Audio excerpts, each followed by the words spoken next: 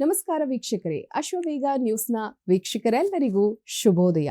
ಪ್ರತಿದಿನ ಈ ಕಾರ್ಯಕ್ರಮದಲ್ಲಿ ಪಂಚಾಂಗ ಭವಿಷ್ಯ, ರಾಶಿ ಭವಿಷ್ಯಗಳ ಫಲಾಫಲ ಯಾವ ರೀತಿಯಾಗಿರುತ್ತೆ, ಧಾರ್ಮಿಕ ಚಿಂತನೆಗಳಿಗೆ ಸಂಬಂಧಪಟ್ಟಂತೆ ಸಾಕಷ್ಟು ಹೊಸ ಮಾಹಿತಿಯನ್ನ ಹೊತ್ತು ತರುವಂತಹ ಕಾರ್ಯಕ್ರಮವೇ ಅಶ್ವಜ್ಯೋತಿಷ್ಯ.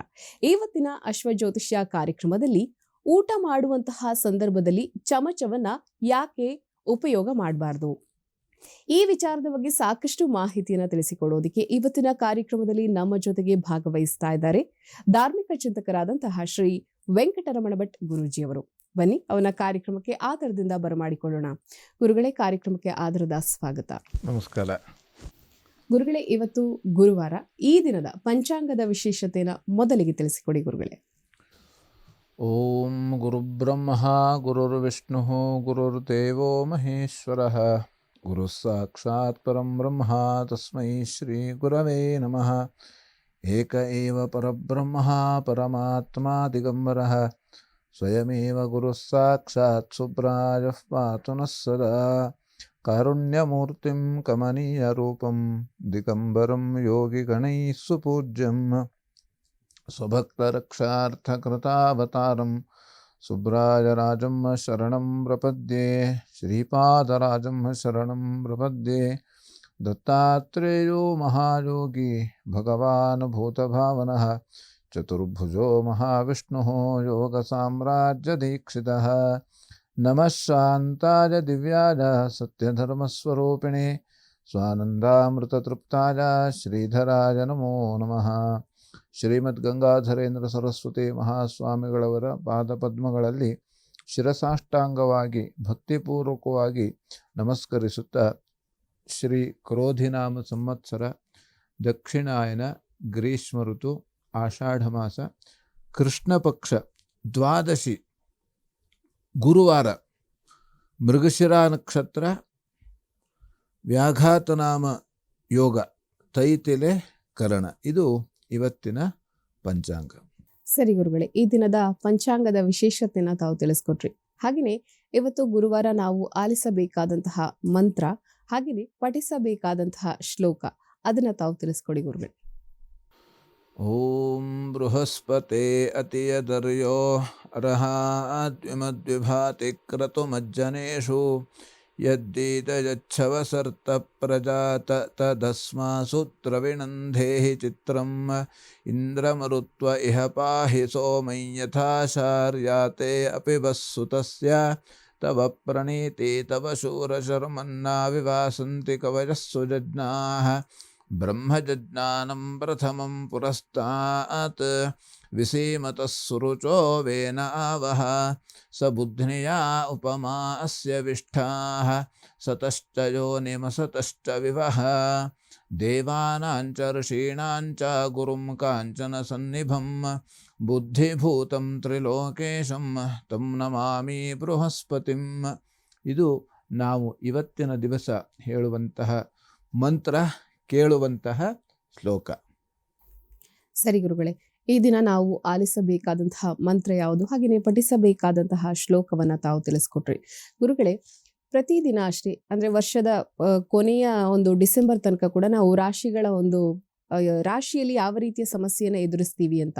ಹಾಗಾಗಿ ಈಗ 12 ರಾಶಿಗಳಲ್ಲಿ ಮೊದಲ 6 ರಾಶಿಗಳಾದಂತಹ ಮೇಷ, ವೃಷಭ, ಮಿಥುನ, ಕರ್ಕಾಟಕ, ಸಿಂಹ, ಕನ್ಯಾ, ಈ ದಿನ ಯಾವ ರಾಶಿಗೆ ಶುಭ ಫಲ ಇದೆ, ಅಶುಭ ಫಲ ಹೇಗಿದೆ, ಮತ್ತೆ ಅಶುಭ ಫಲ ಇದ್ದಲ್ಲಿ ಆ ಒಂದು ರಾಶಿಗಳಿಗೆ ಪರಿಹಾರವನ್ನ ಹೇಗೆ ಮಾಡ್ಕೋಬೇಕು, ಅದನ್ನ ತಾವು ತಿಳಿಸ್ಕೊಡಿ ಗುರುಗಳು. ಮೊದಲನೇದಾಗಿ ಮೇಷರಾಶಿ. ಮೇಷರಾಶಿಯಲ್ಲಿರೋವರಿಗೆ ಇವತ್ತಿನ ದಿವಸ ಸಹೋದರರಲ್ಲಿ ಸಹಕಾರ ಸಿಗುವಂಥದ್ದು. ಯಾಕಂದರೆ ನಮಗೆ ಬಹಳ ಮುಖ್ಯವಾಗಿ ಬೇಕಾಗಿರ್ತಕ್ಕಂಥದ್ದು ಸಹೋದರರು. ಅಂದರೆ ನಮ್ಮ ಕುಟುಂಬದ ಸಹಕಾರ. ಮನೆಯಲ್ಲಿ ಆ ಕುಟುಂಬದಲ್ಲಿ ಎಲ್ಲರೂ ನಾವು ಒಗ್ಗಟ್ಟಿನಿಂದ ಇದ್ದಾಗ ನಮಗೆ ಎಲ್ಲ ರೀತಿಯಲ್ಲಿ ಸಹಕಾರ ಹೇಳ್ತಕ್ಕಂಥದ್ದು ಸಿಗ್ತದೆ. ಅದಕ್ಕಾಗಿ ಹಿಂದೆ ಗಾದೆನೇ ಮಾಡಿಟ್ಬಿಟ್ಟಿದ್ದಾರೆ, ಒಗ್ಗಟ್ಟಿನಲ್ಲಿ ಬಲವಿದೆ ಅಂತ. ಆ ಒಗ್ಗಟ್ಟಿನಲ್ಲಿ ಬಲ ಅದು ಯಾವಾಗಲೂ ಕೂಡ ಇದ್ದೇ ಇರ್ತದೆ. ಆ ಕತೆ ನಿಮಗೆ ಗೊತ್ತದೆಯಲ್ಲಿ. ಹೀಗೆ ಒಬ್ಬರು ಅಲ್ಲೇ ಅಜ್ಜ ಹೇಳ್ತಾನೆ, ಒಂದು ಹಿಡಿ ಕಡ್ಡಿ ಹಿಡಿಕಡ್ಡಿಯನ್ನು ಒಂದು ಹಿಡಿಕಡ್ಡಿ ಅದನ್ನು ಮುರಿ ಅಂತ ಹೇಳ್ತಾನೆ ಮೊಮ್ಮಗನಿಗೆ. ಅವನು ಮುರಿತಾನೆ. ಹಾಗೆ ಒಂದು ಕೋಲನ್ನು ಕೊಡ್ತಾನೆ, ಆ ಕೋಲು ಮುರಿದು ಹಾಕ್ಬಿಡ್ತಾನೆ ಅವನು. ಹಾಗೆ ಒಂದು ಹೊರೆ, ಒಂದಿಷ್ಟು ದೊಡ್ಡ ಗಂಟು, ಅದನ್ನು ಕಟ್ಟಿ ಆ ಕೋಲು ಕಟ್ಟಿ ಕೊಡ್ತಾನೆ ಅಜ್ಜ ಮೊಮ್ಮಗನಿಗೆ. ಇದನ್ನು ನೀನು ಮುರಿದು ಹಾಕು ಅಂತ ಹೇಳ್ತಾನೆ. ಅವಾಗ ಅವನು ಎಷ್ಟು ಒದ್ದಾಡ್ತಾನೆ, ಹಿಂಗೆ ಕೈ ಕುಟ್ತಾನೆ, ಕಾಲು ಕುಟ್ತಾನೆ, ಇದು ಮಾಡ್ತಾನೆ, ಜಪ್ತಾನೆ, ಇದು ಮಾಡ್ತಾನೆ. ಏನು ಮಾಡಿದ್ರು ಇದು ನನ್ನ ಹತ್ರ ಆಗೋದಿಲ್ಲ ಅಂತ ಹೇಳ್ತಾನೆ. ಆವಾಗ ಅದಕ್ಕೆ ನಾವು ಒಬ್ಬರಾಗಿದ್ದರೆ ನಮ್ಮನ್ನು ಎಲ್ಲರೂ ಮುರಿದು ಹಾಕ್ತಾರೆ, ನಮ್ಮನ್ನು ಎಲ್ಲರೂ ತುಳಿತಾರೆ, ನಮಗೆ ಎಲ್ಲರೂ ಕೂಡ ಕಷ್ಟ ಕೊಡ್ಲಿಕ್ಕೆ ಬರ್ತಾರೆ. ಆದರೆ ನಾವು ಮನೆಯಲ್ಲಿ ಇದ್ದವರೆಲ್ಲರೂ ಕೂಡ ಒಗ್ಗಟ್ಟಾಗಿ ಇದ್ದರೆ ನಮಗೆ ಹೊರಗಿನವರು ಯಾರು ಏನು ಮಾಡಲಿಕ್ಕೂ ಸಾಧ್ಯ ಇಲ್ಲ.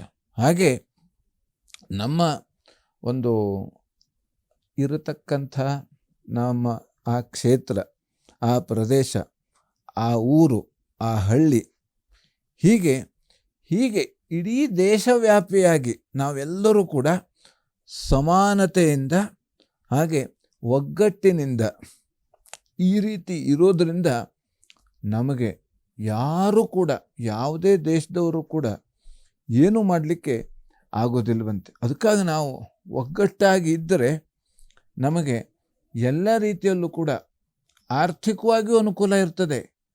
ಈಗ ನಾವು ಮನೆಯಲ್ಲಿ, ಅದಕ್ಕೆ ಮನೆ ಒಂದು 3 ಬಾಗಿಲು, 3 ಜನ ಒಂದು ಮನೆಯಲ್ಲಿ ಡಿವೈಡ್ ಮಾಡ್ಕೊಂಡ್ರೆ ಎಲ್ಲದೂ ಬೇಕು. 3 ಸಿಲಿಂಡರ್ ಬೇಕು, ಎಲ್ಲದೂ ಬೇಕು.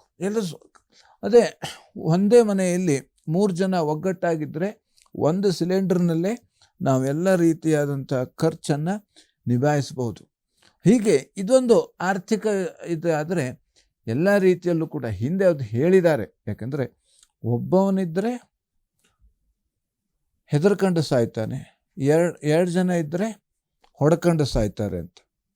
ಹಾಗಾಗಿ ಈ ಗಾದೆ ಇಟ್ಟಿದ್ದು ನಮ್ಮ ಮುಂದೆ ಈ ಥರ ಆಗ್ತದೆ, ಈ ಥರ ಆಗಬಾರ್ದು. ಇದಕ್ಕೆ ವೇದ ಸುಳ್ಳಾದರೂ ಗಾದೆ ಸುಳ್ಳಾಗೋದು ಅಂತ ನಮಗೆ ಗಾದೆನೇ ಇದೆ. ವೇದ ಸುಳ್ಳಾದರೂ ಗಾದೆ ಸುಳ್ಳಾಗೋದಿಲ್ಲ ಅಂತ. ಅಂದರೆ ವೇದ ಸುಳ್ಳು ಅಂತ ಅರ್ಥ ಅಲ್ಲ. ಯಾಕೆಂದರೆ ಆ ಇದರಲ್ಲಿ ಏನಾಗ್ತದೆ ಅಂತಂದರೆ, ಆ ಗಾದೆ ಹೇಳತಕ್ಕಂಥದ್ದು ಅನುಭವದ ಮಾತು, ಹಾಗೆ ವೇದ ಹೇಳತಕ್ಕಂಥದ್ದು ಅದು ಭಗವಂತನ ಶ್ರುತಿ, ಭಗವಂತನ ಮಾತು. ಅದು ಸುಳ್ಳು ಆಗೋದಿಲ್ಲ. ಯಾಕೆಂತಂದರೆ ಇಲ್ಲಿ ಇವರು ಹೇಳತಕ್ಕಂಥ ಇದರಲ್ಲಿ ಯಾವುದೇ ರೀತಿಯಲ್ಲಿ ವ್ಯತ್ಯಾಸ ಆಗಬಹುದು. ಬಿಟ್ಟರೆ ಒಳ್ಳೆಯ ರೀತಿಯ ಆಚಾರವಂತರು ಹೇಳಿದಂಥ ವೇದ, ಆಚಾರವಂತರು ನುಡಿದಂಥ ಮಾತು, ಅದು ಯಾವತ್ತೂ ಕೂಡ ಸುಳ್ಳು ಆಗೋದಿಲ್ವಂತೆ. ಯಾಕೆಂತಂದರೆ ಹಿಂದೆ ನಮಗೆ ಆ ಎಲ್ಲರ ಮಹಾತ್ಮರ ನಿದರ್ಶನಗಳು, ಎಲ್ಲ ಮಹಾತ್ಮರು ಹೇಳೋದು ಕೂಡ ಶಾಸ್ತ್ರವನ್ನೇ ಹೇಳಿದ್ದಾರೆ, ಅಥವಾ ಮಹಾತ್ಮರು ಹೇಳಿದ್ದೇ ಶಾಸ್ತ್ರವಾಗ್ತದೆ. ಯಾವ ರೀತಿ ಆನೆ ನಡೆದಿದ್ದೇ ದಾರಿ ಅಂತ ಹೇಳಿದ್ದಾರೆ. ಆನೆ ದಾರಿಯಲ್ಲಿ ನಡೆಯುವುದಲ್ಲ, ಆನೆ ನಡೆದಿದ್ದೇ ದಾರಿ ಆಗ್ತದೆ. ಆದರೆ ಹಾಗೆ ಮಹಾತ್ಮರು, ಶಂಕರಾಚಾರ್ಯರಂಥ ಮಹಾತ್ಮರು, ಶಿರಡಿ ಸಾಯಿಬಾಬರಂಥ ಮಹಾತ್ಮರು, ರಾಘವೇಂದ್ರ ಸ್ವಾಮಿಗಳಂಥ ಮಹಾತ್ಮರು, ಅವರು ನುಡಿದಿದ್ದೇ ಶಾಸ್ತ್ರ, ಅದೇ ವೇದ.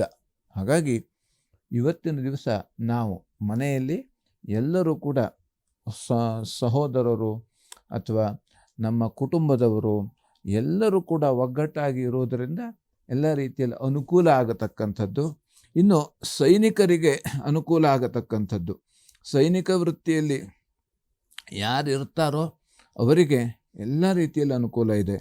ಇನ್ನು ಪರಿಶ್ರಮದಿಂದ ಇವತ್ತಿನ ದಿವಸ ಕಾರ್ಯಸಿದ್ಧಿ ಆಗತಕ್ಕಂಥದ್ದು. ಪರಿಶ್ರಮ ಬೇಕೇ ಬೇಕು, ಪರಿಶ್ರಮದಿಂದಲೇ ಕಾರ್ಯಸಿದ್ಧಿ. ಯಾಕಂದರೆ ಮನುಷ್ಯನಿಗೆ ಪ್ರತಿ ಸೆಕೆಂಡು ಅವನು ಶ್ರಮ ವಹಿಸಬೇಕು. ಯಾಕೆ ಅವನು ಶ್ರಮ ವಹಿಸಬೇಕು ಅಂತಾದರೆ, ಯಾಕೆ ಕೆಲಸ ಮಾಡಬೇಕು ಅಂತಾದರೆ, ಮನುಷ್ಯ ಕೆಲಸ ಮಾಡ್ತಾಯಿದ್ರೆ ಅವನು ವ್ಯಾಯಾಮ ಮಾಡೋದು ಬೇಕಾಗೋದಿಲ್ವಂತೆ, ಅಥವಾ ವಾಕಿಂಗ್ ಹೋಗೋದು ಬೇಕಾಗೋದಿಲ್ಲ. ಅದಕ್ಕಾಗಿ ಮನುಷ್ಯನಿಗೆ ಅದು ಕೆಲಸ ನಡೀತಾನೆ ಇರಬೇಕು. ಹಾಗಾಗಿ ಇನ್ನು ಶತ್ರುಗಳಿಂದ ತೊಂದರೆ ಬರುವಂಥ ಸಾಧ್ಯತೆ ಇದೆ. ಹಾಗೆ ಸಾಲ ಆಗತಕ್ಕಂಥದ್ದು, ಯಾವುದೇ ರೀತಿಯಲ್ಲಿ ಆ ಸಾಲ ಇವತ್ತು ಆಗುವಂಥ ಸಾಧ್ಯತೆ ಇದೆ. ಆದಷ್ಟು ನಾವು ಸಾಲವನ್ನು ಮಾಡಬಾರ್ದು. ಆದರೆ ಸಾಲ ಮಾಡಿ ಆದರೂ ತುಪ್ಪ ತಿನ್ನಬೇಕು, ಅದು ಒಂದು ಗಾದೆ ಇದೆ. ಆದರೆ ಈ ಸಾಲವನ್ನು ನಾವು ಮಾಡೋದರಿಂದ ನಮಗೆ ಸರಿಯಾಗಿರ್ಲಿಕ್ಕೆ ಆಗೋದಿಲ್ಲ. ಮನಸ್ಸು ಒತ್ತಡದಲ್ಲಿ ಇದ್ದಾಗ ಯಾವ ಕೆಲಸವನ್ನು ಕೂಡ ಮಾಡಲಿಕ್ಕೆ ಆಗೋದಿಲ್ಲ. ಏನು ಕೆಲಸ ಯಾರು ಹೇಳಿದ್ದು ಕೇಳುವುದಿಲ್ಲ, ಯಾಕೆಂದರೆ ಮನಸ್ಸು ಆಲೋಚನೆ ಬೇರೆ ಕಡೆ. ಹಾಗಾಗಿ ಆದಷ್ಟು ಸಾಲವನ್ನು ಇವತ್ತಿನ ದಿವಸ ಮಾಡಬಾರ್ದು. ಇನ್ನು ಆಯುಧದಿಂದ ತೊಂದರೆ ಬರುವಂಥ ಸಾಧ್ಯತೆ ಇದೆ. ಆಯುಧ, ಈಗ ಬೇರೆ ಬೇರೆ ರೀತಿಯಾದಂಥ ಆಯುಧ. ಈಗೆಲ್ಲರೂ ಮನುಷ್ಯ ಈಗ ಯಾಂತ್ರಿಕ ಜೀವಿ, ಯಂತ್ರವನ್ನು ಅವಲಂಬಿಸಿ ಇದ್ದಾನೆ. ಪ್ರತಿಯೊಬ್ಬರಿಗೂ ಯಂತ್ರ ಬೇಕೇ ಬೇಕು. ಉದಾಹರಣೆಗೆ ನಾವು ಬೆಳಗ್ಗೆ ಎದ್ದ ತಕ್ಷಣ ಮೊಬೈಲು ಯಂತ್ರವೇ, ಅದು ಯಂತ್ರ. ಅದರಿಂದ ಹಿಡಿದು ರಾತ್ರಿ ಮಲಗೋರಿವರೆಗೂ ಕೂಡ ಎಲ್ಲರೂ ಯಂತ್ರದಿಂದಲೇ ಕೆಲಸವನ್ನು ಮಾಡ್ತಾ ಇದ್ದಿತ್ತು. ಹಾಗಾಗಿ ಈಗ ಒಂದೇನು ಕೇಳಿದ್ರೆ ಬಾಯಿಯೊಳಗೆ ಹಾಕ್ಲಿಕ್ಕೂ ಯಂತ್ರ ಬಂದುಬಿಟ್ಟದೆ. ಅದರ ನಂತರ ಬಾಯಿಯಿಂದ ಒಳಗಡೆ ಹೋಗ್ಲಿಕ್ಕೊಂದು ಯಂತ್ರ, ಅದು ಬಂದದೆ. ಹೀಗೆ ನಾವು ಈ ರೀತಿಯಲ್ಲಿ ಯಾಂತ್ರಿಕವಾಗಿ ಯಂತ್ರವನ್ನು ಅವಲಂಬಿಸಿದ್ದರಿಂದ ನಮಗೆ ಈ ಶರೀರಕ್ಕೆ ವ್ಯಾಯಾಮ ಸಿಗ್ತಾ ಇಲ್ಲ.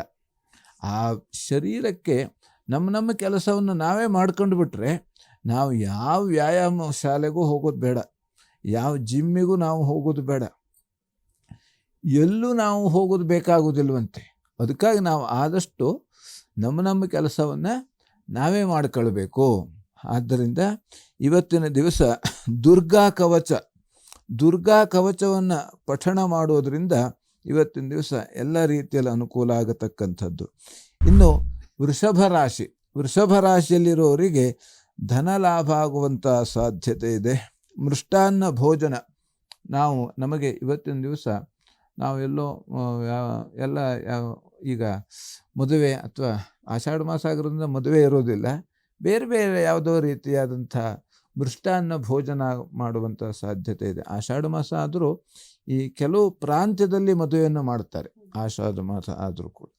ಹಾಗೆ ಇನ್ನು ಪತ್ರಿಕಾ ರಂಗದಲ್ಲಿ ಇರೋವರಿಗೆ ಅನುಕೂಲ ಆಗುವಂಥ ಸಾಧ್ಯತೆ ಇದೆ. ಪತ್ರಿಕಾ ರಂಗದಲ್ಲಿ ಮಾತುಗಾರಿಕೆ, ಯಾಕೆಂದರೆ ನಮಗೆ ಮಾತು ಹೇಳತಕ್ಕಂಥದ್ದು ಪತ್ರಿಕಾ ರಂಗಕ್ಕೆ ಒಂದೇ ಅಲ್ಲ, ಎಲ್ಲರಿಗೂ ಆಡಲೇಬೇಕು. ಮಾತಿನಿಂದಲೇ ಮನೆ ಕಟ್ಟುವಂಥದ್ದು, ಅದು ಮನೆ ಕಟ್ಟು ಮುಗಿಸೋಗ್ತದೆ, ಅದನ್ನು ನೋಡ್ರೆ ಅದು ಏನೂ ಇರುವುದಿಲ್ಲ. ಅಂದರೆ ಮಾತು ಆ ಥರ ಇರಬೇಕು, ಆವಾಗ ಎಲ್ಲ ರೀತಿಯಲ್ಲಿ ಅನುಕೂಲ ಆಗತಕ್ಕಂಥದ್ದು. ಆದ್ದರಿಂದ ಇವತ್ತಿನ ದಿವಸ ಮಕ್ಕಳಲ್ಲಿ ಕಲಹ ಆಗತಕ್ಕಂಥದ್ದು, ಹಾಗೆ ಉದರ ಬಾಧೆ ಆಗತಕ್ಕಂಥದ್ದು. ಧನ್ವಂತರಿ ಜಪವನ್ನು ಮಾಡೋದರಿಂದ ಎಲ್ಲ ರೀತಿಯಲ್ಲಿ ಅನುಕೂಲ ಇದೆ. ಇನ್ನು ಮಿಥುನ ರಾಶಿಯಲ್ಲಿರೋರಿಗೆ ಇವತ್ತಿನ ದಿವಸ ಆರೋಗ್ಯದಲ್ಲಿ ಸುಧಾರಣೆ ಆಗುವಂಥ ಸಾಧ್ಯತೆ ಇದೆ. ಹಾಗೆ ಪೂಜೆಯಲ್ಲಿ ಭಾಗಿಯಾಗುವಂಥ ಸಾಧ್ಯತೆ. ಬಂಧುಗಳಲ್ಲಿ ಕಲಹ ಆಗತಕ್ಕಂಥದ್ದು ಇವತ್ತಿನ ದಿವಸ. ಹಾಗೆ ನೀರಿನಿಂದಲೂ ಕೂಡ ತೊಂದರೆ ಬರುವಂಥ ಸಾಧ್ಯತೆ ಇದೆ. ಮೃತ್ಯುಂಜಯ ಜಪವನ್ನು ಮಾಡೋದರಿಂದ ಇವತ್ತಿನ ದಿವಸ ಎಲ್ಲ ರೀತಿಯಲ್ಲಿ ಅನುಕೂಲ ಆಗತಕ್ಕಂಥದ್ದು. ಇನ್ನು ಕರ್ಕಾಟಕ ರಾಶಿಯಲ್ಲಿರೋರಿಗೆ ಅಧಿಕವಾದಂಥ ಖರ್ಚು ಜಾಸ್ತಿ ಆಗುವಂಥ ಸಾಧ್ಯತೆ ಇದೆ. ವೈರಿಯಿಂದ ತೊಂದರೆ ಬರತಕ್ಕಂಥದ್ದು. ಹಾಗೆ ಸಹೋದರರಲ್ಲಿ ಕಲಹ, ಬಟ್ಟೆ ವ್ಯಾಪಾರಿಗಳಿಗೆ ಲಾಭ ಆಗತಕ್ಕಂಥದ್ದು, ಚಿನ್ನದ ವ್ಯಾಪಾರಿಗಳಿಗೂ ಕೂಡ ಲಾಭ ಆಗತಕ್ಕಂಥದ್ದು. ಶ್ರೀ ಸೂಕ್ತ ಪಾರಾಯಣ ಮಾಡೋದರಿಂದ ಇವತ್ತಿನ ದಿವಸ ಎಲ್ಲ ರೀತಿಯಲ್ಲಿ ಅನುಕೂಲ ಇರತಕ್ಕಂಥದ್ದು. ಇನ್ನು ಸಿಂಹರಾಶಿಯಲ್ಲಿರೋರಿಗೆ ಧನಸ್ಥಾನದಲ್ಲಿ ತೊಂದರೆ ಬರುವಂಥ ಸಾಧ್ಯತೆ ಇದೆ. ಅನ್ನಸ್ಥಾನದಲ್ಲೂ ಕೂಡ ತೊಂದರೆ ಬರುವಂಥದ್ದು. ವ್ಯಾಪಾರದಿಂದ ಲಾಭ ಆಗುವಂಥ ಸಾಧ್ಯತೆ ಇದೆ.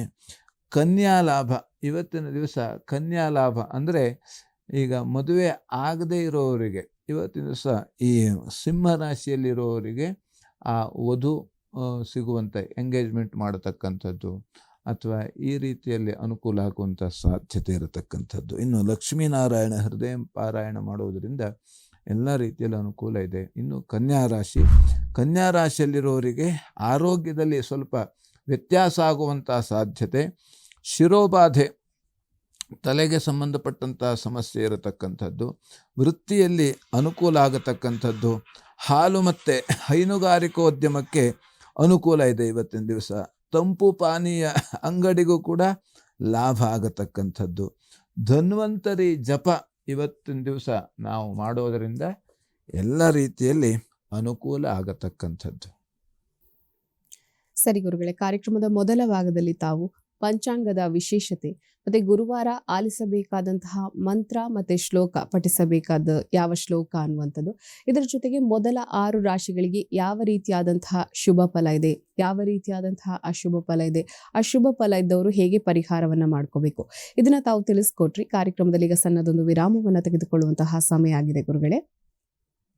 ಪ್ರಿಯ ವೀಕ್ಷಕರೇ, ಧಾರ್ಮಿಕ ಚಿಂತಕರಾದಂತಹ ಶ್ರೀ ವೆಂಕಟರಮಣ ಭಟ್ ಗುರೂಜಿಯವರನ್ನು ತಾವು ನೇರ ಭೇಟಿ ಆಗಬೇಕು ಅಂತ ಆಸಕ್ತಿ ಇರುವಂತವರು ಅಶ್ವಜ್ಯೋತಿಷ್ಯ ಕಾರ್ಯಕ್ರಮ ಪ್ರಸಾರವಾಗುವಂತಹ ಸಂದರ್ಭದಲ್ಲಿ ನಂಬರ್ ಡಿಸ್ಪ್ಲೇ ಆಗುತ್ತೆ. ಆ ನಂಬರ್ಗೆ ಕರೆ ಮಾಡಿ ಅಪಾಯಿಂಟ್ಮೆಂಟ್ನ ತಗೊಂಡು ಮಲ್ಲೇಶ್ವರಂನ 5ನೇ ಕ್ರಾಸ್ 5ನೇ ಮೇನಲ್ಲಿರುವ ಜಂಬೂ ಗಣಪತಿ ದೇವಸ್ಥಾನಕ್ಕೆ ಹೋಗಿ ಗುರುಗಳನ್ನ ತಾವು ನೇರ ಭೇಟಿಯಾಗಬಹುದು. ಹಾಗೆಯೇ ಸಲಹೆ, ಸೂಕ್ತ ಪರಿಹಾರಗಳನ್ನ ಕಂಡುಕೊಳ್ಬಹುದು ಅಂತ ಹೇಳ್ತಾ ಕಾರ್ಯಕ್ರಮದಲ್ಲಿ ಪುಟ್ಟದೊಂದು ವಿರಾಮದ ನಂತರ ಮತ್ತಷ್ಟು ಧಾರ್ಮಿಕ ವಿಚಾರಗಳು.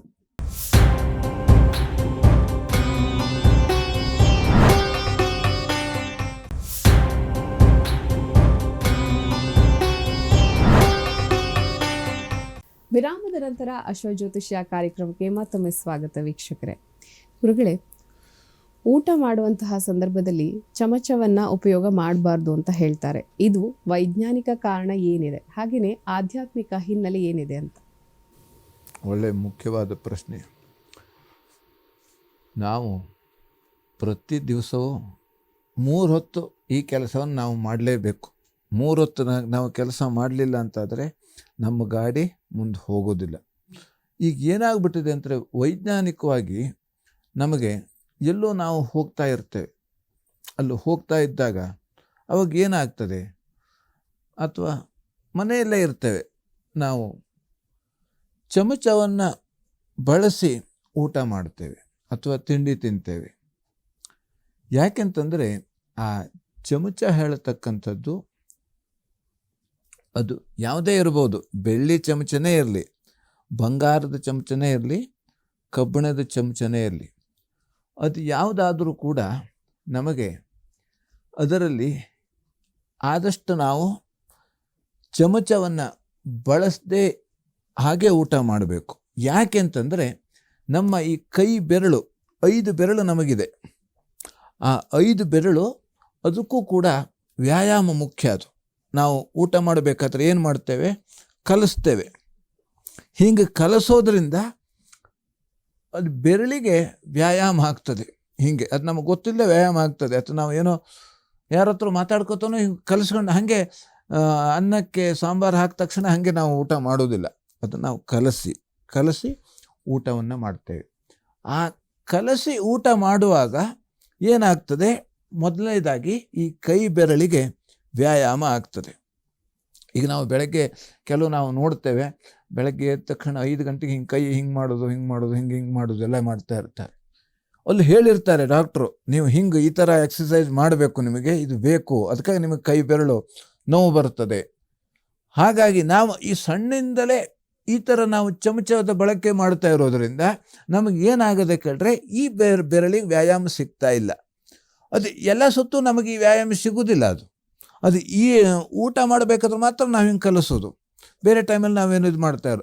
ಅದಕ್ಕಾಗಿ ನಮಗೆ ಮುಖ್ಯವಾಗಿ ಈ ವ್ಯಾಯಾಮ ಸಿಗ್ತದೆ. ಈ ಬೆರಳು ವೈಜ್ಞಾನಿಕವಾಗಿ ವ್ಯಾಯಾಮ ಸಿಗತಕ್ಕಂಥದ್ದು. ಹಾಗೆ ಇನ್ನೊಂದು ದೃಷ್ಟಿಯಲ್ಲಿ ನಮಗೆ ಈ ಕೈಯಲ್ಲಿ ಒಂದು ರೀತಿ ಈ ಅಮೃತ ಹೇಳತಕ್ಕಂಥ ಈ ನಮಗೆ ಆ ಬೆವರು ಹೇಳತಕ್ಕಂಥದ್ದು ಬರ್ತದೆ. ಅದು ಏನು ಅಂತ ಕೇಳಿದ್ರೆ, ಅದು ನಮಗೆ ಅಮೃತದ ಹಾಗೆ ಅಂತ ಅದು ನಮ್ಮ ಬಾಯಿಗೆ ಹೋಗಬೇಕು. ಅದು ನಾವೇ ಕಲಿಸ್ಕೊಳ್ಬೇಕು, ನಾವೇ ಊಟ ಮಾಡಬೇಕು.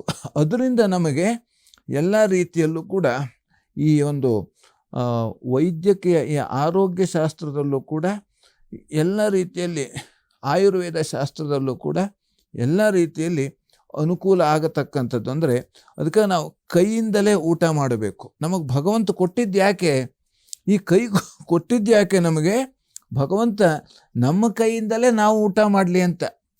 ಚಮಚದಿಂದ ಊಟ ಮಾಡಲಿ ಅಂತ ಭಗವಂತ ಕೊಟ್ಟಿದ್ದಲ್ಲ.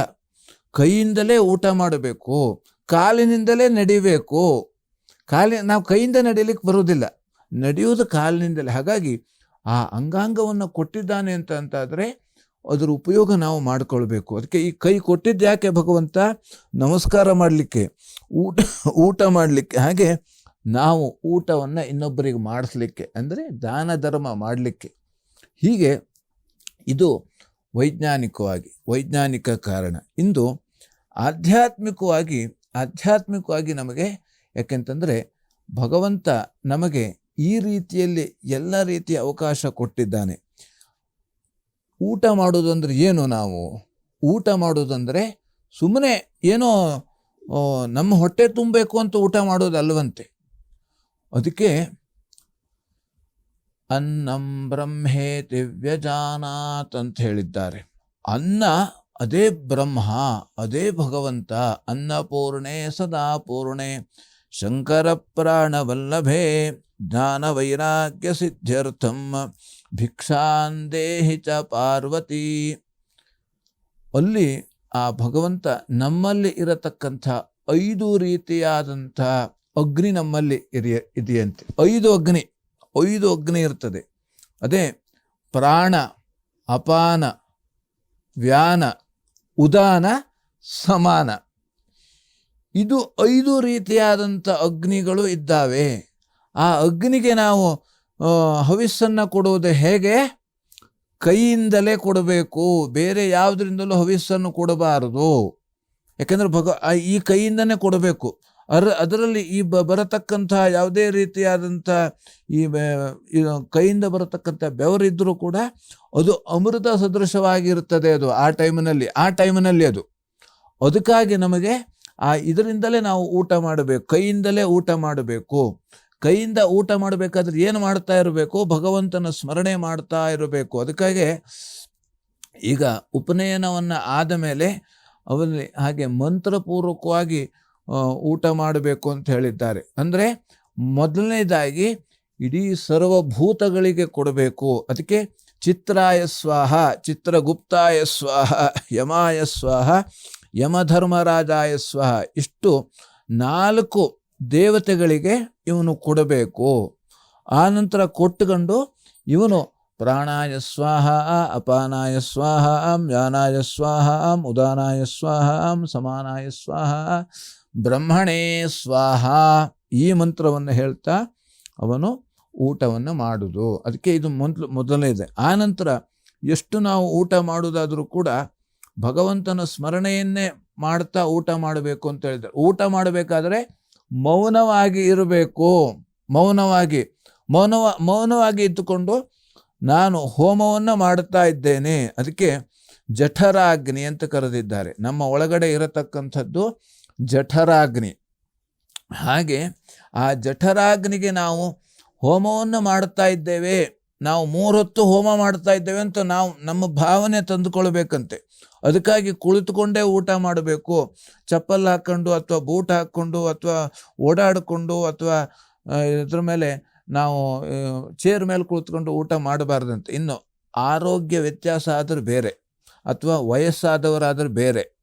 ನಮಗೆಲ್ಲ ಭಗವಂತ ಆರೋಗ್ಯ ಕೊಟ್ಟಿದ್ದಾನೆ, ಆಯುಷ್ಯ ಕೊಟ್ಟಿದ್ದಾನೆ, ಶಕ್ತಿ ಕೊಟ್ಟಿದ್ದಾನೆ, ಭಕ್ತಿ ಕೊಟ್ಟಿದ್ದಾನೆ, ಇದನ್ನೆಲ್ಲ ಆ ಮನಸ್ಸು ಕೊಟ್ಟಿದ್ದಾನೆ ಅಂತ ಆದಮೇಲೆ ನಾವು ಆ ರೀತಿಯಲ್ಲಿ ಇದೇ ಭಕ್ತಿ ಶ್ರದ್ಧೆಯಿಂದ ನಾನು ಭಗವಂತನಿಗೆ ಹೋಮವನ್ನು ಮಾಡ್ತಾ ಇದ್ದೇನೆ, ಭಗವಂತನಿಗೆ ನಾನು ಹವಿಸ್ಸನ್ನು ಅರ್ಪಣೆ ಮಾಡ್ತಾ ಇದ್ದೇನೆ, ನಾನು ಭಗವಂತನಿಗೆ ಸೇವೆಯನ್ನು ಮಾಡುತ್ತಾ ಇದ್ದೇನೆ, ಆ ರೀತಿ ಭಾವನೆಯಿಂದ ನಾವು ಊಟವನ್ನು ಮಾಡಬೇಕಂತೆ. ಅದರಿಂದ ನಮ್ಮ ಮನಸ್ಸು ಎಲ್ಲ ರೀತಿಯಲ್ಲಿ ನಮ್ಮ ಮನಸ್ಸು ಈ ಭಗವತ್ ಚಿಂತನೆ ಕಡೆಗೆ ಬರ್ತಾ ಹೋಗ್ತದೆ. ಇಲ್ಲಾಂದರೆ ಏನಾಗ್ತದೆ ಅಲ್ಲಿ? ಅದಕ್ಕೆ ಭಗವಂತ ಹೇಳಿದ್ದು ಹಿಂದೆ ಅಲ್ಲಿ ದ್ರೌಪದಿ ವಸ್ತ್ರಾಪರಣ ಆಗ್ತಾ ಇರಬೇಕಾದ್ರೆ ಅಲ್ಲಿ ಕೇಳದಂತೆ, ಅಲ್ಲಿ ಭೀಷ್ಮಾಚಾರ್ಯರ ಹತ್ರ ಕೇಳದಂತೆ, ನೀನು ಜ್ಞಾನಿಯಾಗಿದ್ದೆ ಎಲ್ಲದೂ ಹೌದು, ಆದರೂ ನೀನು ಅಲ್ಲಿ ಆ ಥರ ನಡೀತಾ ಇರಬೇಕಾದ್ರೆ ನೀನು ಏನೂ ಮಾತಾಡಿಲ್ವಲ್ಲ, ಯಾಕೆ ಸುಮ್ಮನೆ ಕೂತ್ಕೊಂಡಿದ್ದೆ ಅಂತ ಭೀಷ್ಮಾಚಾರ್ಯರ ಹತ್ರ ಕೇಳ್ತಾನೆ. ಆವಾಗ ಭೀಷ್ಮಾಚಾರ್ಯರು ಹೇಳ್ತಾರೆ, ಇಲ್ಲ, ನಾನು ಕೌರವನ ಮನೆ ಅನ್ನ ಊಟ ಮಾಡ್ತಾ ಇದ್ದಿದ್ದೆ. ಅವನ ಮನೆಯಲ್ಲಿ ಊಟ ಮಾಡ್ತಾ ಇರಬೇಕಾದ್ರೆ ಅವನಲ್ಲಿರತಕ್ಕಂಥ ಮನಸ್ಸು ನನಗೆ ಬಂದ್ಬಿಟ್ಟಿತ್ತು. ನನಗೇನು ಆಲೋಚನೆ ಯಾವುದು ಸರಿ ಯಾವುದು ತಪ್ಪು ಏನು ಅಂತ ವಿಚಾರ ಮಾಡಲಿಕ್ಕೆ ನನ್ನ ಮನಸ್ಸು ಆಲೋಚನೆ ಮಾಡುವಂಥ ಶಕ್ತಿಯನ್ನೇ ಕಳೆದುಕೊಂಡಿತ್ತು ಅಂತ ಭೀಷ್ಮಾಚಾರ್ಯರು ಹೇಳ್ತಾರೆ. ಯಾಕೆಂತಂದರೆ ಆ ಊಟದಲ್ಲಿ ಅಷ್ಟು ಮಹತ್ವ ಇರತಕ್ಕಂಥದ್ದು.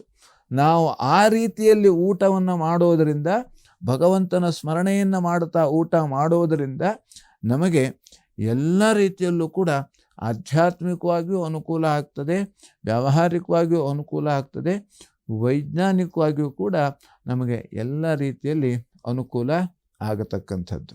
ಸರಿ ಗುರುಗಳೇ, ಬಹಳ ವಿಶೇಷವಾದ ಒಂದು ಮಾಹಿತಿಯನ್ನು ತಿಳಿಸ್ಕೊಟ್ರು. ಯಾಕೆ ಊಟ ಮಾಡುವಂತಹ ಸಂದರ್ಭದಲ್ಲಿ ಚಮಚವನ್ನ ಉಪಯೋಗ ಮಾಡಬಾರ್ದು, ಕೈಯನ್ನು ಹೇಗೆ ಬಳಕೆ ಮಾಡಬೇಕು, ಮತ್ತು ಇದರ ವೈಜ್ಞಾನಿಕ ಹಿನ್ನೆಲೆ, ಆಧ್ಯಾತ್ಮಿಕ ಹಿನ್ನೆಲೆ ಇವೆರಡನ್ನ ತಾವು ತಿಳಿಸ್ಕೊಟ್ರಿ. ಹಾಗೆಯೇ ಗುರುಗಳೇ, ಉಳಿದಂತಹ ರಾಶಿಗಳಾದಂತಹ ತುಲಾ, ವೃಶ್ಚಿಕ, ಧನಸ್ಸು, ಮಕರ, ಕುಂಭ, ಮೀನ ಈ ರಾಶಿಗಳಿಗೆ ಯಾವ ರೀತಿಯಾದಂತಹ ಶುಭ ಫಲ ಇದೆ, ಯಾವ ರೀತಿಯಾದಂತಹ ಅಶುಭ ಫಲ ಇದೆ, ಅಶುಭ ಫಲ ಇದ್ದವರು ಯಾವ ರೀತಿಯಾಗಿ ಪರಿಹಾರವನ್ನ ಮಾಡ್ಕೋಬೇಕು, ಇದನ್ನ ತಾವು ತಿಳಿಸ್ಕೊಡಿ ಗುರು. ಇನ್ನು ತುಲಾರಾಶಿಯಲ್ಲಿರೋರಿಗೆ ಅಧಿಕವಾದಂಥ ವ್ಯಯ, ಖರ್ಚು ಸ್ವಲ್ಪ ಜಾಸ್ತಿ ಆಗತಕ್ಕಂಥದ್ದು. ಇನ್ನು ಕೃಷಿಯಲ್ಲೂ ಕೂಡ ಖರ್ಚಾಗತಕ್ಕಂಥದ್ದು. ಕೃಷಿಯಲ್ಲಿ ನಮಗೆ ಖರ್ಚಾಗ್ತದೆ ಅಂತ ಇವತ್ತು ನಾವು ಕೃಷಿಯನ್ನು ಬಿಡಬಾರ್ದು. ಯಾಕೆಂತಂದರೆ ನಾವು ಊಟ ಮಾಡುವುದೇ ಖರ್ಚು ಅಂತ ನಾವು ಊಟ ಮಾಡದೇ ಇದ್ದರೆ ಆಗ್ತದೆಯಾ? ಹಾಗಾಗಿ ನಾವು ಊಟ ಮಾಡಲೇಬೇಕು. ಯಾಕೆಂದರೆ ನಾವು ಬರ್ತಾ ಏನು ತಗೊಂಡು ಬರಲಿಲ್ಲ, ಹೋಗ್ತಾ ಏನು ತಗೊಂಡು ಹೋಗೋದು ಇಲ್ಲ. ನಾವು ಎಷ್ಟೇ ಸಂಪಾದನೆ ಮಾಡಿದ್ರು ಅದನ್ನೆಲ್ಲ ಇಲ್ಲಿ ಬಿಟ್ಟು ಹೋಗೋಕ್ಕೆ. ಅದು ನಾವು ಬಂದಿದ್ದು ಯಾಕೆ ಕೇಳಿದ್ರೆ, ನಾವು ನಮ್ಮನ್ನು ಅರಿತುಕೊಳ್ಳಲಿಕ್ಕೆ, ನಾವು ನಮ್ಮನ್ನು, ಯಾಕೆಂದರೆ ಆ ಜ್ಞಾನ ಮಾರ್ಗದಲ್ಲಿ, ಮುಕ್ತಿ ಮಾರ್ಗದಲ್ಲಿ ಹೋಗಲಿಕ್ಕಾಗೆ ನಾವಿಲ್ಲಿ ಬಂದಿದ್ದು. ಹಾಗಾಗಿ ಇವತ್ತಿನ ದಿವಸ ಸಾಧು ಸಂತರ ದರ್ಶನ ಮಾಡುವಂತಹ ಸಾಧ್ಯತೆ ಇದೆ, ತೀರ್ಥಯಾತ್ರೆ ಮಾಡುವಂತಹ ಸಾಧ್ಯತೆ ಇದೆ, ಶ್ರೀ ಸೂಕ್ತ ಪಾರಾಯಣ ಮಾಡೋದರಿಂದ ಎಲ್ಲ ರೀತಿಯಲ್ಲಿ ಅನುಕೂಲ ಆಗತಕ್ಕಂಥದ್ದು. ಇನ್ನು ವೃಶ್ಚಿಕ ರಾಶಿಯಲ್ಲಿರೋರಿಗೆ ಶತ್ರುಗಳಿಂದ ತೊಂದರೆ ಬರುವಂತಹ ಸಾಧ್ಯತೆ ಇದೆ. ಹಾಗೆ ಕೃಷಿ ಪ್ರವೃತ್ತಿಯಲ್ಲೂ ಕೂಡ ತೊಂದರೆ ಆಗತಕ್ಕಂಥದ್ದು. ಹಾಗೆ ಬಂಗಾರದ ಅಂಗಡಿಗೆ ಲಾಭ ಆಗುವಂತಹ ಸಾಧ್ಯತೆ ಇದೆ. ಬಟ್ಟೆ ವ್ಯಾಪಾರಿಗಳಿಗೆ ಲಾಭ ಆಗತಕ್ಕಂಥದ್ದು. ಇನ್ನು ಮೃತ್ಯುಂಜಯ ಹೋಮ ಮಾಡುವುದರಿಂದ ಎಲ್ಲ ರೀತಿಯಲ್ಲಿ ಅನುಕೂಲ ಇರತಕ್ಕಂಥದ್ದು. ಇನ್ನು ಧನುರಾಶಿಯಲ್ಲಿರುವವರಿಗೆ ಹೆಂಡತಿಯಿಂದ ಸಹಕಾರ ಸಿಗುವಂಥದ್ದು, ದೂರ ಪ್ರಯಾಣ ಮಾಡುವಂತಹ ಸಾಧ್ಯತೆ ಇದೆ. ವ್ಯಾಪಾರದಲ್ಲೂ ಕೂಡ ಅನುಕೂಲ ಆಗತಕ್ಕಂಥದ್ದು, ಚರ್ಚೆಯಲ್ಲಿ ಗೆಲುವಾಗುವಂತಹ ಸಾಧ್ಯತೆ ಇದೆ, ವೃತ್ತಿಯಲ್ಲಿ ಕಿರಿಕಿರಿ ಆಗುವಂತಹ ಸಾಧ್ಯತೆಗಳು ಇವೆ. ಗೋ ಸೇವೆ ಮಾಡುವುದರಿಂದ ಇವತ್ತಿನ ದಿವಸ ಎಲ್ಲ ರೀತಿಯಲ್ಲಿ ಅನುಕೂಲ ಆಗತಕ್ಕಂಥದ್ದು. ಇನ್ನು ಮಕರ ರಾಶಿಯಲ್ಲಿರುವವರಿಗೆ ಸ್ವಲ್ಪ ಅಸ್ವಸ್ಥತೆ, ಅಂದರೆ ಅನಾರೋಗ್ಯ ಉಂಟಾಗುವಂತಹ ಸಾಧ್ಯತೆ ಇದೆ. ಹಾಗೆ ಶತ್ರುಗಳಿಂದಲೂ ಕೂಡ ತೊಂದರೆ ಬರುವಂತಹ ಸಾಧ್ಯತೆ. ಹಾಗೆ ಭಯದ ವಾತಾವರಣ ಇವತ್ತಿನ ದಿವಸ ಇರತಕ್ಕಂಥದ್ದು. ಭಯದ ವಾತಾವರಣ ಇದ್ದರೂ ಕೂಡ ನಾವು ಇವತ್ತು ಭಯ ಪಡದೆ ಮುನ್ನುಗ್ಗಬೇಕು. ಇನ್ನು ತೀರ್ಥಯಾತ್ರೆಯಲ್ಲೂ ಕೂಡ ತೊಂದರೆ ಬರುವಂತಹ ಸಾಧ್ಯತೆ ಇದೆ. ದತ್ತಮಾಲಾ ಮಂತ್ರ ಪಠಣ ಮಾಡುವುದರಿಂದ ಎಲ್ಲ ರೀತಿಯಲ್ಲಿ ಅನುಕೂಲ ಆಗತಕ್ಕಂಥದ್ದು. ಇನ್ನು ಕುಂಭರಾಶಿಯಲ್ಲಿರುವವರಿಗೆ ಮಕ್ಕಳಿಂದ ಸಹಾಯ ಸಿಗತಕ್ಕಂಥದ್ದು, ಉನ್ನತ ಶಿಕ್ಷಣದವರಿಗೆ ಅನುಕೂಲ ಆಗತಕ್ಕಂಥ ಸಾಧ್ಯತೆ ಇದೆ. ಆರೋಗ್ಯದಲ್ಲೂ ಕೂಡ ವ್ಯತ್ಯಾಸ ಆಗತಕ್ಕಂಥದ್ದು. ಹಾಗೆ ಇವತ್ತು ನದಿಯಿಂದ ತೊಂದರೆ ಬರುವಂಥ ಸಾಧ್ಯತೆ ಇದೆ. ನದಿ ನೀರಿನಿಂದ ತೊಂದರೆ ಬರುವಂಥದ್ದು. ಹಾಗೆ ದತ್ತ ಸಹಸ್ರನಾಮ ಪಾರಾಯಣ ಮಾಡೋದರಿಂದ ಎಲ್ಲ ರೀತಿಯಲ್ಲಿ ಅನುಕೂಲ ಆಗತಕ್ಕಂಥದ್ದು. ಇನ್ನು ಮೀನರಾಶಿಯಲ್ಲಿರೋರಿಗೆ ಬಂಧುಗಳಿಂದ ಸಹಾಯ ಸಿಗುವಂಥದ್ದು. ಹಾಗೆ ಕೃಷಿಕರಿಗೆ ಅನುಕೂಲ ಆಗುವಂತಹ ಸಾಧ್ಯತೆ ಇದೆ. ದೂರ ಪ್ರಯಾಣದಲ್ಲೂ ಕೂಡ ತೊಂದರೆ ಬರುವಂತಹ ಸಾಧ್ಯತೆ ಇದೆ. ಹೆಂಡತಿಯಿಂದ ಕಲಹ ಆಗತಕ್ಕಂಥದ್ದು. ಆದ್ದರಿಂದ ಅಶ್ವತ್ಥ ಪ್ರದಕ್ಷಿಣೆ ಮಾಡುವುದರಿಂದ ಇವತ್ತಿನ ದಿವಸ ಎಲ್ಲ ರೀತಿಯಲ್ಲಿ ಅನುಕೂಲ ಆಗತಕ್ಕಂಥದ್ದು. ಆದ್ದರಿಂದ ನಾವು ಭಯ ಪಡದೆ ಭಕ್ತಿಯಿಂದ ಭಗವಂತನ ಸ್ಮರಣೆಯನ್ನು ನಾವು ಮಾಡಿದಲ್ಲಿ ಇವತ್ತಿನ ದಿವಸ ಶಾಂತಿಯನ್ನು, ನೆಮ್ಮದಿಯನ್ನು, ಸುಖವನ್ನು ಇವತ್ತು ನಾವು ಪಡೆಯಲಿಕ್ಕೆ ಸಾಧ್ಯ ಆಗ್ತದೆ. ಸರಿ ಗುರುಗಳೇ, ಇವತ್ತಿನ ಕಾರ್ಯಕ್ರಮದಲ್ಲಿ ಸಾಕಷ್ಟು ಉತ್ತಮ ಮಾಹಿತಿಯನ್ನ ನಮ್ಮ ಪ್ರಿಯ ವೀಕ್ಷಕರಿಗೆ ತಾವು ತಿಳಿಸ್ಕೊಟ್ರಿ. ಕಾರ್ಯಕ್ರಮದಲ್ಲಿ ಭಾಗಿಯಾಗಿದ್ದಕ್ಕಾಗಿ ಹೃತ್ಪೂರ್ವಕ ಧನ್ಯವಾದಗಳು ಗುರುಗಳೇ. ನಮಸ್ಕಾರ. ಲೋಕಾಃ ಸಮಸ್ತಾಃ ಸುಖಿನೋ ಭವಂತು, ಸಮಸ್ತ ಸನ್ಮಂಗಳಾನಿ ಭವಂತು. ಎಲ್ಲರಿಗೂ ಕ್ಷೇಮವಾಗಲಿ. ವೀಕ್ಷಕರೇ, ಇವತ್ತಿನ ಕಾರ್ಯಕ್ರಮದಲ್ಲಿ ಸಾಕಷ್ಟು ಮಾಹಿತಿಯನ್ನ ತಿಳಿದುಕೊಂಡ್ರಿ. ಹಾಗೇನೆ ಇವತ್ತು ಗುರುವಾರ ಶಿರ್ಡಿ ಸಾಯಿಬಾಬಾ ಆರಾಧನೆಯನ್ನ ಮಾಡುವಂತಹ ದಿನ, ಹಾಗೆಯೇ ಗುರುರಾಯರ ಆರಾಧನೆಯನ್ನ ಮಾಡುವಂತಹ ದಿನ. ನಾವೆಲ್ಲರೂ ಈ ದೇವರ ಕೃಪೆಗೆ ಪಾತ್ರರಾಗೋಣ ಅಂತ ಹೇಳ್ತಾ ಇದಾಗಿತ್ತು ಈ ಹೊತ್ತಿನ ಅಶ್ವಜ್ಯೋತಿಷ್ಯ. ನೋಡ್ತಾರಿ ಅಶ್ವವೇಗ ನ್ಯೂಸ್. ನಮಸ್ಕಾರ.